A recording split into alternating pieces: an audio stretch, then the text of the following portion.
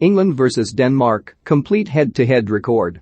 England will go head-to-head with Denmark for a spot in the final of Euro 2020.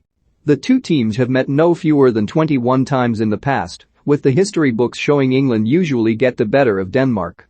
The Three Lions have picked up 12 wins, compared to Denmark's 5. Here's a run-through of each of those games. The first meeting between these two came all the way back in 1948, when an England side featuring the great Billy Wright were held to a goalless draw with a team largely made up of Danish amateurs. Denmark did have the ball in the back of the net late on, only to see their effort ruled out for offside. England righted the wrong 7 years later, romping to a 5-1 friendly victory in what proved to be the final international appearance of Newcastle legend Jackie Milburn.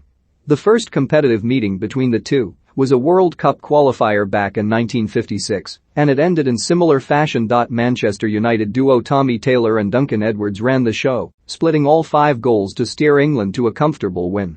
The return fixture saw the great Stanley Matthews create history as the oldest player to ever represent England. The Blackpool icon was 42 years and 104 days old for the game, which ended in a comfortable 4-1 win. England stepped up their preparation for the 1966 World Cup with another friendly against Denmark, and the 2-0 victory clearly had the desired impact. Fast forward 12 years, and you'll find one of the most entertaining meetings between the two. A quickfire double from Kevin Keegan gave England an early lead in this Euro qualifier, but Denmark tied it up by the half-hour mark. England regained control after the break and were 4-2 up by the 85th minute, although a late strike from Perrant set up a nervy finish. A more low-key affair in the return fixture, with only Keegan's first half volley separating the two teams. Sir Bobby Robson's first match in charge of England ended in frustration as Denmark battled to a 2-2 draw. Trevor Francis thought he had won it for the Three Lions with his second goal 10 minutes from time, but an injury-time equaliser from Jesper Olsen saw the two sides share the spoils. The game was marred by major fan unrest from the Danish supporters, who threw flares, let off fireworks and incited what ended up being a riot that needed police intervention. Things didn't get any better for Robson a year later as Denmark picked up their first victory over England at the 9th time of asking. England were booed off the pitch after Alan Simonson's first-half penalty decided the game, which Robson admitted was the blackest day of his career. Just under 26,000 fans headed to an empty Wembley to watch England's 1-0 win in 1988, which is more famous for being the international debut of one Paul Gascoigne.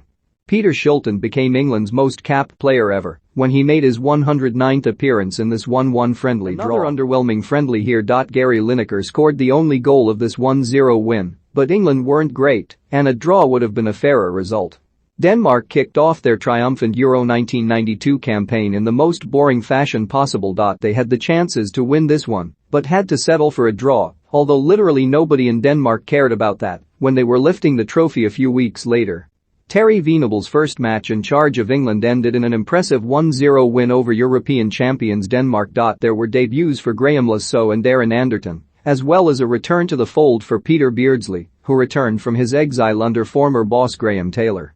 The two teams' next meeting came in the last 16 of the 2002 World Cup and ended in a comfortable win for England. First-half goals from Rio Ferdinand, Michael Owen and Emile Heskey decided this one, setting up the quarter-final meeting with Brazil, which featured Ronaldinho's famous lob over David Seaman.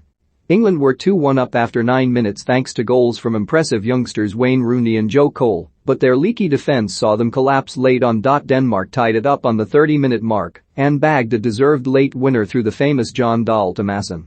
It may have only been a friendly, but England were completely humiliated as they were well and truly thumped by the Danes in 2005. England were uninspiring in the first half and shipped 3 and 7 wild second-half minutes, which included a huge error from goalkeeper David James and an own goal from Steven Gerrard. Wayne Rooney grabbed a late consolation, but Søren Larsen added an even later strike, an awful goal, for the record, to compile the misery.